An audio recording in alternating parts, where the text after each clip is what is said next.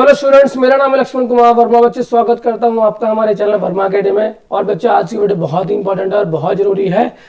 आज ही रिजल्ट आया है इसका सप्लीमेंट्री का।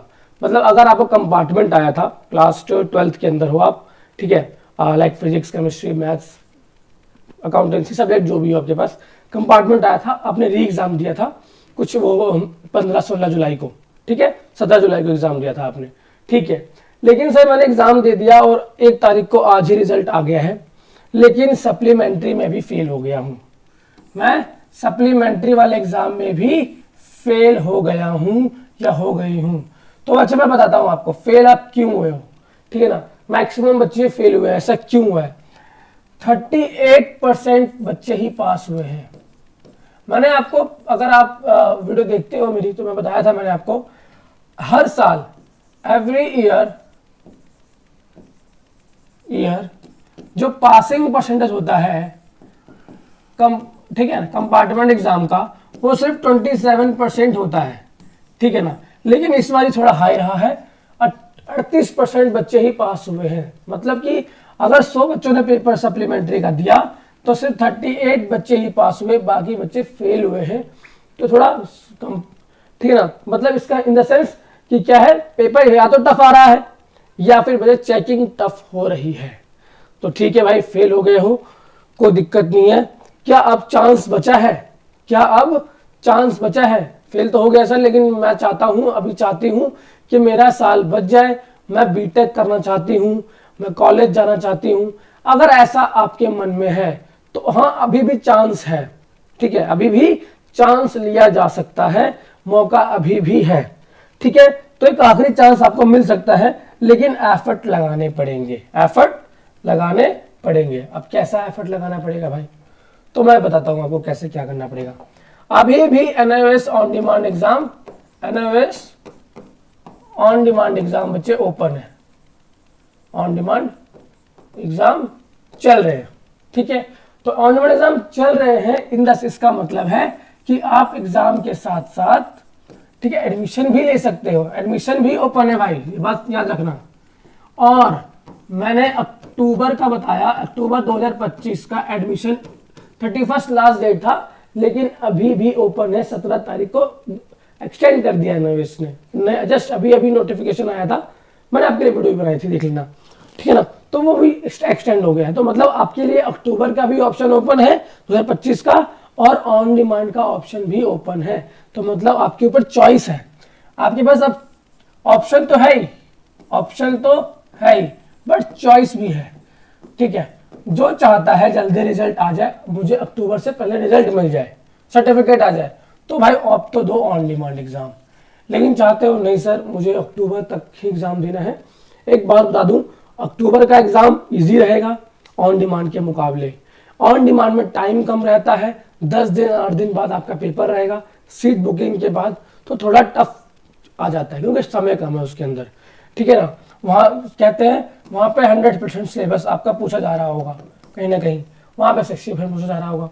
तो मैं अभी कंपेरिजन नहीं बता रहा हूँ, ठीक है। मैं बस ये कहना चाहता हूँ बच्चे, ऑन डिमांड स्ट्रीम 3 और स्ट्रीम 4 जो हमारा ब्लॉक है, ठीक है, उसके अंदर आप एडमिशन अभी भी ले सकते हो। मैं थोड़ा डिटेल बता देता हूँ इस वीडियो में, जो बच्चा पहली बार अभी वीडियो देख रहा है, जिसको नहीं पता कि एनआईओएस क्या है, तो मैं आपको बताता हूँ। मैं जल्दी जल्दी थोड़ा सा कॉम्पैक्ट तरीके से बता दूंगा। एनआईओएस बच्चे वर्ल्ड का क्या है, सबसे बड़ा ओपन स्कूल सिस्टम है, ठीक है, ओपन स्कूल सिस्टम है। तो बच्चे पूछते हैं क्या सर वैलिड है, तो भाई वर्ल्ड का सबसे अच्छा, सबसे बड़ा ओपन स्कूल सिस्टम है। मतलब ओपन से 10वीं 12वीं कर सकते हो भाई, ठीक है। सीबीएसई के बाद एनआईओएस आता है, सीबीएसई के बाद एनआईओएस आता है, या फिर इक्वल है, क्या है, इक्वल, ठीक है। भाई मुझे 10th में एडमिशन लेना है, तो क्या करूं? हाँ ले सकते हो। 12th में एडमिशन लेना है, क्या करूं? हाँ ले सकते हो, ठीक। फिर दोनों सब्जेक्ट, दोनों में फेल हुआ हूं, तो हाँ अगर बच्चे फेल हुए हो तो कहीं ना कहीं आपके पास 5 सब्जेक्ट रहे होंगे, 1 2 3 4 5। अगर रिजल्ट में, याद रखना, अगर रिजल्ट में essential repeat, ER essential repeat, या फिर बच्चे कंपार्ट लिखा है तो आपको एटलीस्ट 3 सब्जेक्ट का एग्जाम देना पड़ेगा एनओएस में आने के लिए। मतलब आप सीबीएसई से आप एनओएस के अंदर ट्रांसफर होंगे तो आपको एटलीस्ट 3 सब्जेक्ट का एग्जाम देना पड़ेगा। 3 सब्जेक्ट्स, कितने? 3 सब्जेक्ट्स का एग्जाम देना पड़ेगा। चलो ठीक है भाई, है ना, 3 सब्जेक्ट। तो अब कैसे होगा 3 सब्जेक्ट का एग्जाम? तो फॉर एग्जाम्पल बच्चे ये आपका रिपोर्ट कार्ड है, ठीक है, बात समझिएगा। 1 2 3 1 2 4 और ये 5, ये 5 सब्जेक्ट है।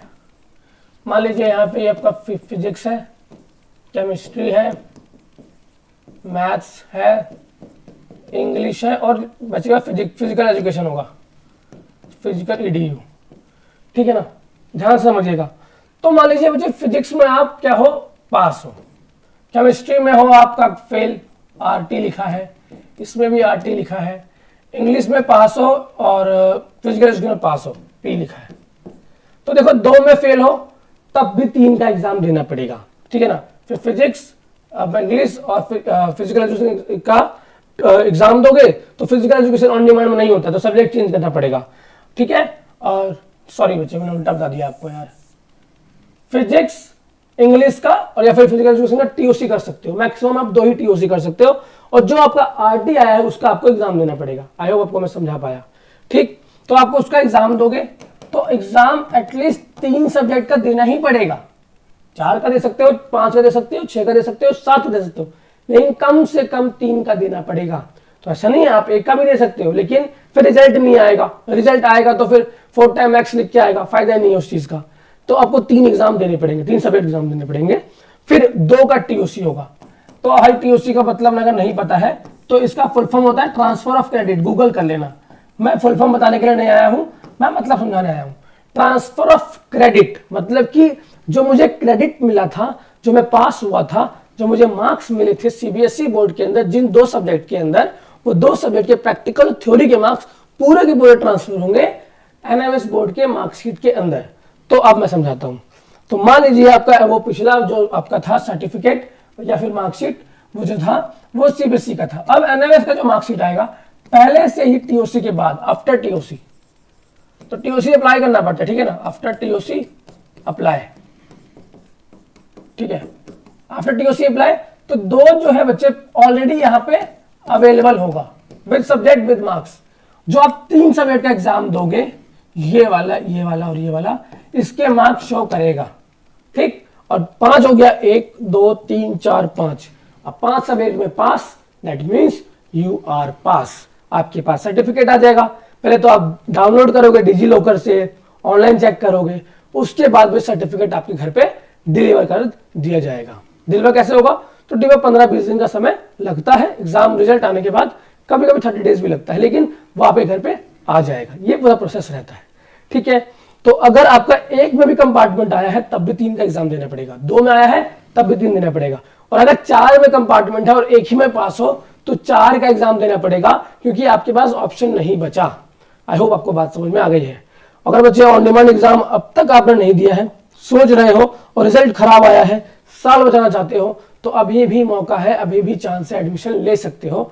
नंबर आपको डिस्क्रिप्शन बॉक्स में मिल जाएगा, व्हाट्सएप कॉल कर सकते हो, मैसेज कर सकते हो, आपका एडमिशन कर दूंगा एंड मुझे गाइड भी कर दूंगा, एंड आपको मैं ग्रुप में ऐड कर दूंगा जिसके अंदर ना आपको प्रीवियस ईयर के क्वेश्चंस पेपर मिल जाएंगे, जो कि आपको रेफरेंस देगा कि पेपर कैसे करना है, कैसे अटेम्प्ट करना है, तो आपको वो काफी हेल्प कर सकता है। बाकी नोट्स बुक्स ऑलरेडी उस वहां पर ऑलरेडी अवेलेबल है। बाकी वजह वीडियो में इतना था। वीडियो में कुछ भी अच्छा लगा हो वीडियो को लाइक करना, चैनल को सब्सक्राइब करना। मिलता हूं नेक्स्ट वीडियो में, तब तक के लिए बच्चे जय हिंद बच्चे।